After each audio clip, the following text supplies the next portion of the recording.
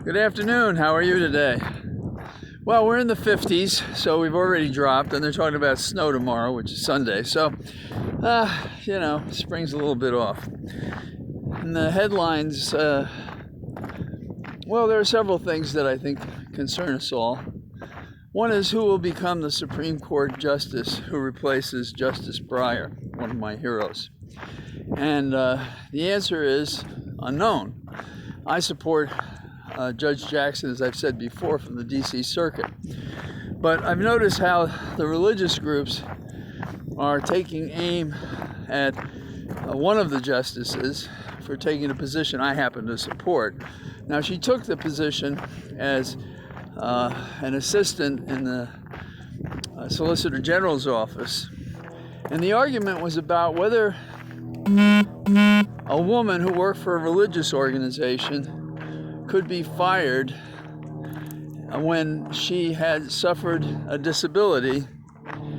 And part of the argument was that religious organizations can choose who they want, and they're an exception to other laws.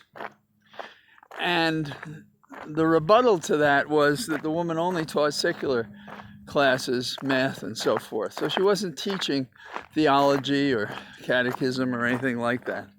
So the argument, to my way of thinking, was bogus. But the fact that one teaches at a religious school should not be a barrier to the other rights that one has as an American under our Bill of Rights and the Constitution. So the way it's been characterized, not by me, but by law professors and other judges, is that this proposition is that religious groups are entitled to disobey the law. And Judge Kruger, now on the California Supreme Court, she was tasked to argue that this religious exemption didn't apply in this case. And so now the religious groups are taking after her. I think she's entirely correct, and I think in recent years particularly, we have bowed too much to religions that allow some people to disobey the law, and that's wrong. Talking about Ukraine, as we seem inevitably to be approaching war, we're having people leave the embassy, we're having our advisors leave, we keep reassuring Russia that we're not going to be involved, and no one really focuses on the fact that why does Putin have an interest to interfere in the affairs of another nation state, Ukraine, but America feels it must step back from something like that. Now, not that he's one of my heroes, but Netanyahu had this belief that a preemptive aggression was necessary and appropriate to protect oneself. And every war, every nation state wants to begin with an argument that this is a defensive war. So Netanyahu stretched the argument somewhat, in my opinion, but he's not the first. Well, here, I don't know if we're stretching the argument because we have already been helping Ukraine resist the separatists and Russia in Ukraine with weapons and military advisors. So basically, we look very weak, and it seems inevitable that absent some major concession from the United States or NATO or from Zelensky, war is inevitable, and we've seen all the pictures and so forth. And the question is, as it was at the end of World War II, is this the end of it? And I think we appear weak and unprepared. And what will we do in this last moment? I think we would let Ukraine be a member of NATO, up the ante. And I'm not sure we should have been withdrawing troops. I think we should have been adding troops.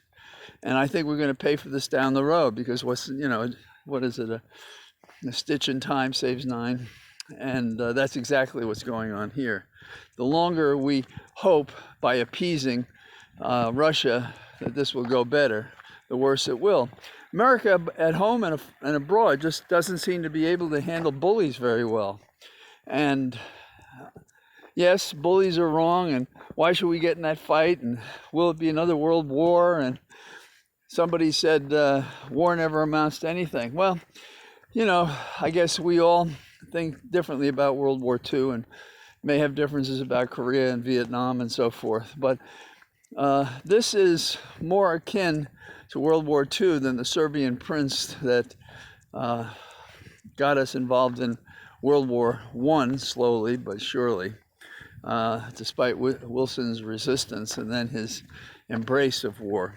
So, and then finally, it's not exactly at home, but these truckers who now for 2 weeks have jammed up the Ambassador Bridge from Ontario to Detroit, well, the court there ruled that's it, it's over. And they're going to prosecute them. They can go to jail. They're going to get penalties. And why do I mention it? I mention it, well, because it does affect us, because we're talking about trade to and from through Detroit. But on top of that, what we're also talking about is Ontario acts when people commit crimes. Now, 24 hours might be a protest, 2 weeks is not. And so I think we should give a cheer to Ontario for approaching this the way we should be approaching our problems at home. So we're getting close to St. Valentine's Day.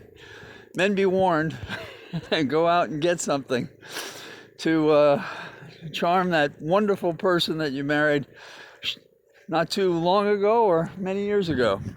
All the best. Talk to you tomorrow. Bye-bye.